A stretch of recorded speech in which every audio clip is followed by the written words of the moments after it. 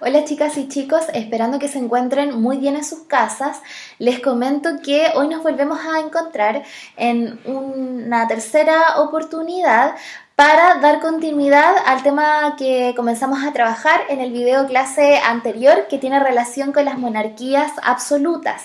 Nosotros durante ese primer video clase yo les expliqué de manera muy resumida las características que tienen las monarquías absolutas, cuáles fueron finalmente los países donde se llevó a cabo este sistema que prevalece principalmente en el continente europeo y por qué las monarquías absolutas responden a procesos políticos que se van a dar a finales ya de la Edad Moderna con una famosa revolución que es la Revolución Francesa.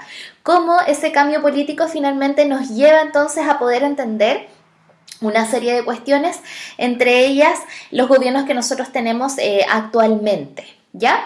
En base a eso entonces comentarles que el video clase de hoy día tiene entonces como finalidad continuar trabajando con las monarquías absolutas, esta vez incluyendo un concepto nuevo que lo vamos a trabajar en la clase de hoy, que es el famoso Estado moderno, que pasa a consolidarse dentro del periodo que nosotros estamos estudiando y posterior a eso, cuando yo les entregue ya algunas cosas teóricas que ustedes deben manejar, vamos a explicar en qué consiste la actividad que ustedes van a realizar durante esta semana, con la finalidad siempre, obvio, de poder ayudarles y de poder entregarles algunas directrices que les sean a ustedes más útiles para trabajar en casa, ¿ya?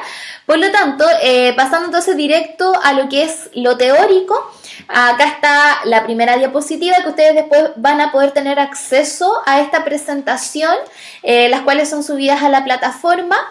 El tema que vamos a trabajar hoy día es el Estado moderno y en base a eso, acá está el objetivo de la clase que nosotros vamos a trabajar hoy día, que es analizar la relación entre el concepto de monarquía absoluta y el Estado moderno. ¿Ya? ¿Qué quiere decir?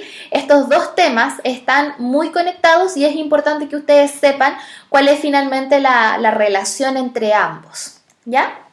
Pasando entonces a comentar un poco, explicarles que nosotros estamos obviamente estudiando la Edad Moderna, hemos estudiado algunos cambios de tipo artísticos, otros cambios a nivel científico, a nivel religioso y desde ya una clase anterior estamos trabajando con procesos políticos que tenían relación con las monarquías absolutas y el gobierno de los reyes, que se vio muy fortalecido durante el periodo de la Edad Moderna. ¿Qué quiere decir? Ellos al ganar poder durante este periodo pudieron establecer reinos, que es lo que aparece acá en el mapa de esta diapositiva, donde nosotros al observar, por ejemplo, este mapa que corresponde a la Europa del año 1700 puntualmente, nos vamos a encontrar con que varios de los países actuales se organizaron bajo reinos. Reino de España, Reino de Francia, el Reino de Rusia, ya para suponer un ejemplo. Ese es entonces lo primero que nosotros podemos observar a través de este mapa, ¿ya? Para continuar, comentarles que el concepto de Estado moderno está íntimamente relacionado con el gobierno de los reyes, con el fortalecimiento de su poder. Los reyes entonces van a establecer unidades territoriales o territorios donde ellos van a controlar el poder político y obviamente que la población. En base a eso, comentarles que el gobierno de los reyes va a dar como base el Estado moderno. Pero es importante señalar que el concepto de Estado como tal es un concepto mucho más antiguo de la Edad Moderna. ¿Qué quiere decir? Incluso nosotros podemos encontrar presente el concepto de Estado en las primeras civilizaciones. ¿Qué quiere decir? Nosotros en la antigüedad ya incluso podríamos identificar algunas ciudades-estados. ¿Qué quiere decir? Las primeras civilizaciones, no sé si ustedes lo recuerdan, es materia del año pasado, se organizaron en ciudades y en esas ciudades que finalmente se fundaron en territorio, ¿cierto? Se asentaron en un territorio determinado, ellos establecieron formas de organizar el poder, los cuales si los pasamos a revisar, lo tenían reyes, faraones, etcétera. Entonces, el concepto de Estado es sumamente antiguo, no nace puntualmente en la Edad Moderna, pero sí hay que decir que a pesar de que es un concepto sumamente antiguo, durante la Edad Moderna vendría a ser como el periodo donde se empieza a teorizar lo que es el Estado y se comienza a escribir sobre él. ¿Por qué?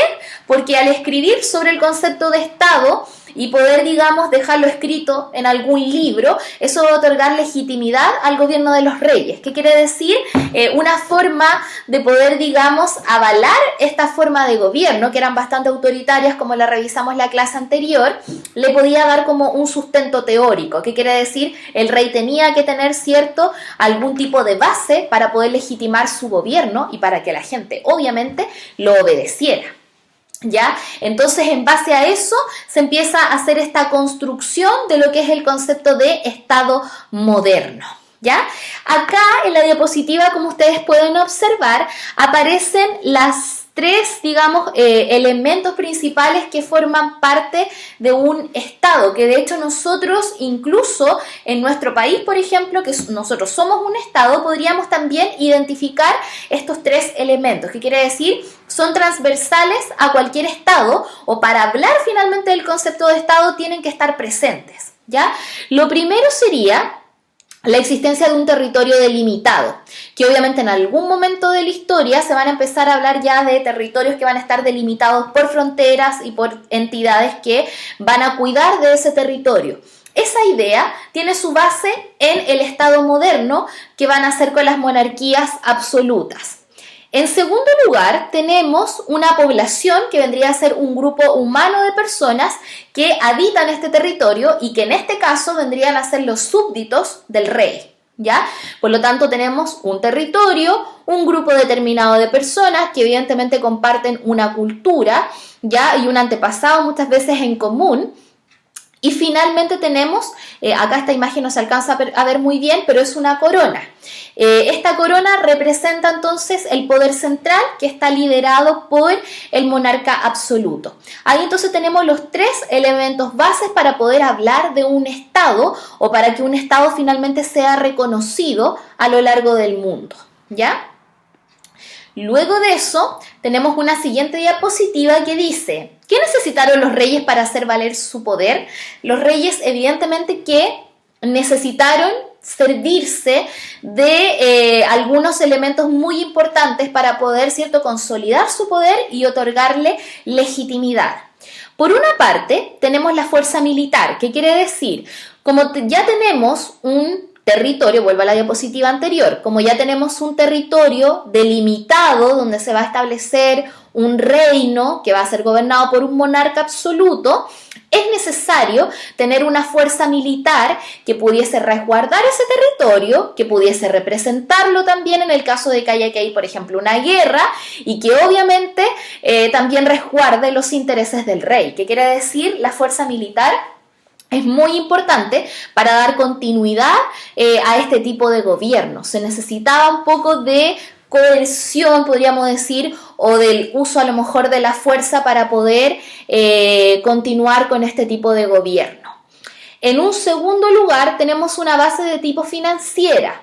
La base financiera quiere decir de que este Estado moderno que está en construcción necesita tener de una suerte de economía o alguna suerte de ingresos que le permita también subsistir.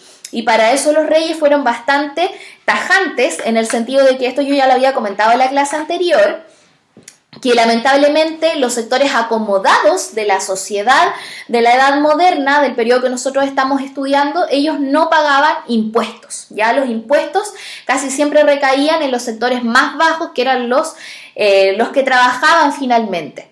Entonces, en base a eso, en base a los gastos que ellos, en base a los ingresos que van a recibir, ellos van a poder costear varios asuntos al interior del Estado, como por ejemplo pagarle al ejército y también pagarle a los funcionarios que trabajan para el rey. Por lo tanto, en base a eso, esta base financiera es bien potente porque finalmente también respalda a los asesores de este monarca. Y luego tenemos, en tercer lugar, las ideas, que es lo que yo les comentaba recién. Todos los gobiernos, para poder legitimarse a lo largo de la historia, han tenido que tener una base teórica que los respalde, ¿ya? ¿Qué quiere decir? Ideas que finalmente apoyen esta forma de gobernar. Y es por eso que yo les anoté acá en el cuadrito que son las ideas que apoyan el poder absoluto del rey para hacer valer su autoridad y mostrarse, ¿cierto?, ante la población como un representante legítimo.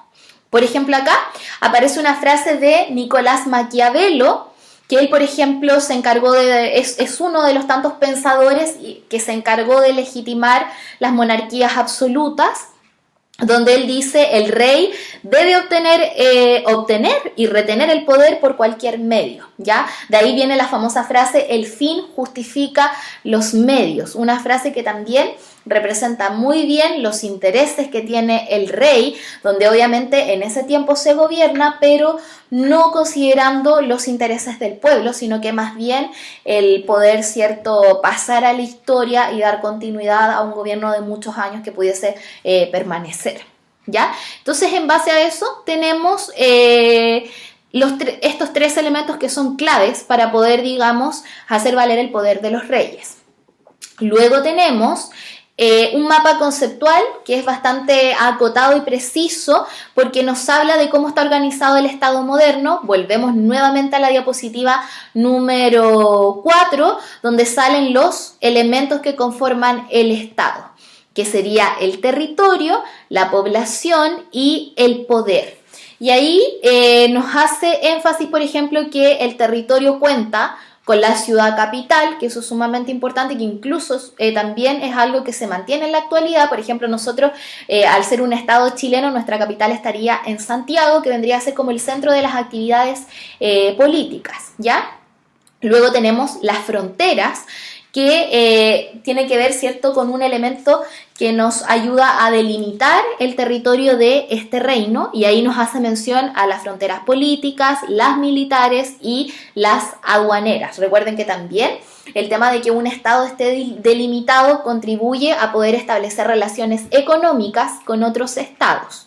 Y por último tenemos el poder, que eso se traduce en una soberanía. Aparece el concepto de soberanía, que también es un concepto que hace alusión a lo jurídico, un concepto bastante abstracto que de repente es difícil de entenderlo, pero yo siempre le digo a los niños que la soberanía es como una fuerza suprema que se rige al interior del Estado, donde finalmente es el Estado el que tiene el poder o esta fuerza suprema para poder tomar decisiones.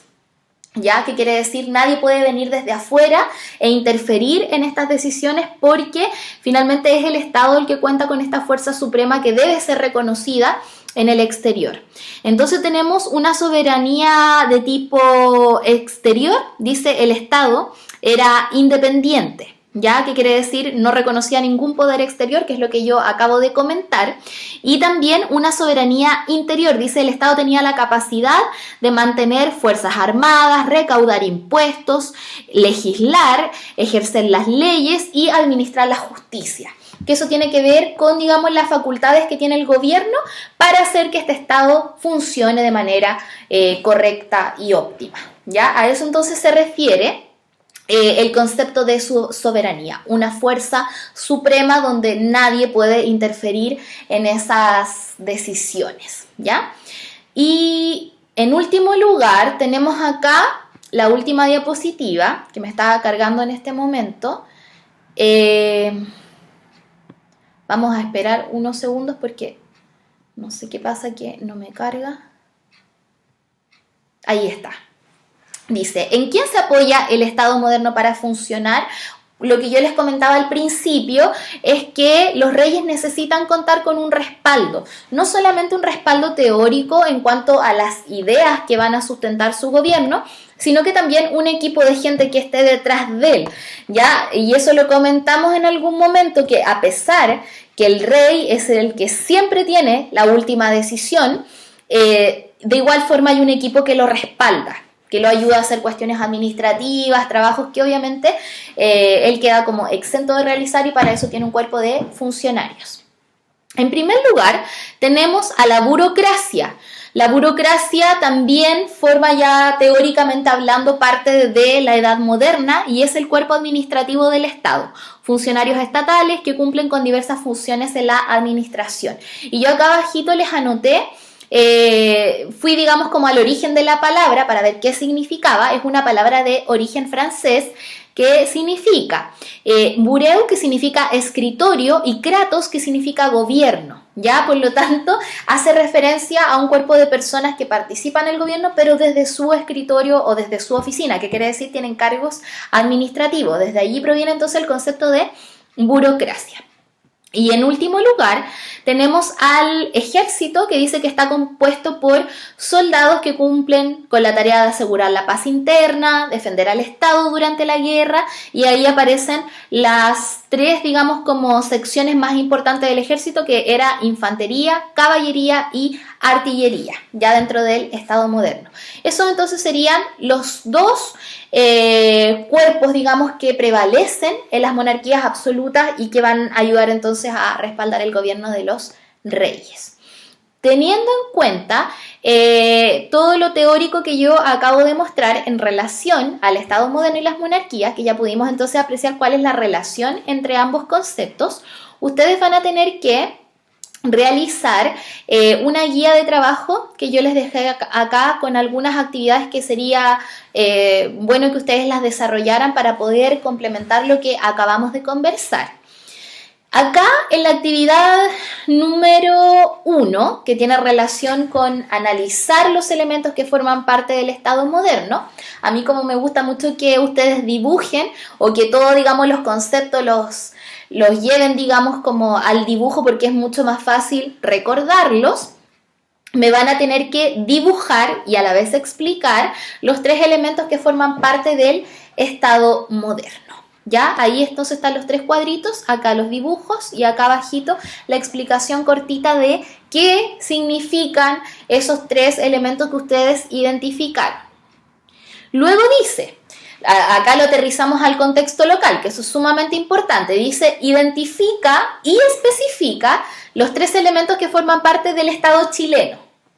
Y acá yo les doy los elementos, por ejemplo, acá en territorio ustedes debiesen especificar cuál es nuestro territorio chileno, desde dónde parte, dónde termina o dónde finalmente nosotros tenemos soberanía, que quiere decir cuáles son los territorios que nosotros gobernamos estando al interior del Estado chileno. Recuerden que nosotros somos un país tricontinental, que eso no lo tienen que olvidar, y en base a eso les sería mucho más fácil poder resolver esa pregunta.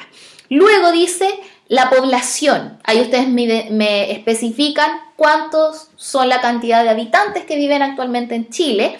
Y por último, tenemos el poder. ¿Cómo se organiza el poder al interior del Estado chileno? Y ahí ustedes tienen que entrar a recordar un poco la materia de sexto básico, que tiene más que nada relación con educación cívica, educación ciudadana, que les va a poder ayudar a responder esta pregunta. Estas dos actividades están sumamente conectadas y como les digo es para que ustedes aterricen estos elementos y los traigan a nuestra realidad chilena. Luego tenemos acá preguntas de desarrollo donde ustedes van a tener que ya definir de manera clara un concepto que lo venimos trabajando por segunda clase ya consecutiva, que es ¿qué es una monarquía absoluta? Y menciona los poderes que posee el rey. ¿Ya? Eso también les va a ayudar a ustedes a poder ya materializar de manera más formal lo que son las monarquías absolutas. Y por último, tenemos el análisis de fuentes históricas, que son dos documentos que guardan relación con los fundamentos de las monarquías absolutas, ¿ya?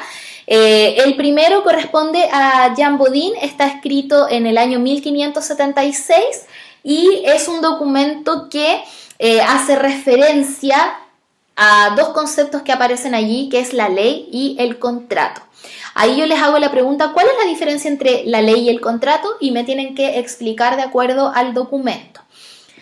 Luego dice, señala y explica con dos ideas del texto que fundamenten el poder absoluto que mantenían los reyes. Ustedes en este documento, en el número 1, de acuerdo a la lectura comprensiva que ustedes van a realizar, tienen que identificar dos características o dos ideas que aparezcan en el texto que me permitan a mí entender por qué ese texto tiene relación con el poder absoluto que tenían los reyes, ¿ya? Entonces esas son las ideas que ustedes van a tener que señalar. Por ejemplo, si en el texto dijera en alguna parte, el rey es el que controla las relaciones económicas porque pasa tal y tal cosa, ahí ustedes me señalan. En una parte del texto dice que el rey controla las relaciones económicas y esto nos ayudaría a entender su poder absoluto en el ámbito de la economía. A eso se refiere que ustedes especifiquen de acuerdo a lo que sale en el documento. Ya, obviamente que ustedes haciendo una lectura o seguimiento, digamos, de lo que quiere expresar el autor. Y por último, tenemos el documento número 2, que habla de la famosa teoría del derecho divino, que es la relación que tiene el rey con Dios, que eso ya lo habíamos conversado en algún momento. Este texto es de Bossuet y está escrito en el año 1682 y, como les digo, este texto obviamente que fundamenta cómo respaldar el poder de los reyes, ya para que ustedes lo tengan claro. Ahí hay dos preguntas que dice, ¿de dónde proviene el poder del rey? ¿Qué ocurre si las personas no respetan esto? Y la segunda pregunta dice, de acuerdo a lo revisado en clases, ¿las ideas del texto anterior sirven para fortalecer la figura del rey y su poder? Argumenta tu respuesta, ¿ya? Y por último, me faltaba el último documento, que es el documento número 3, que es muy cortito y que es un discurso de Luis XIV, que ustedes ya tuvieron la posibilidad de revisar algunos antecedentes históricos y también la rutina diaria que él practicaba, ¿cierto?, como monarca. Dice, ¿por qué el texto anterior tiene relación con las monarquías absolutas? Fundamenta tu respuesta. Obviamente que esa pregunta siempre para resolverla, por ejemplo, debiéramos ver quién escribió esto y ahí podríamos tener un poco más de luz de por qué se relaciona con las monarquías absolutas.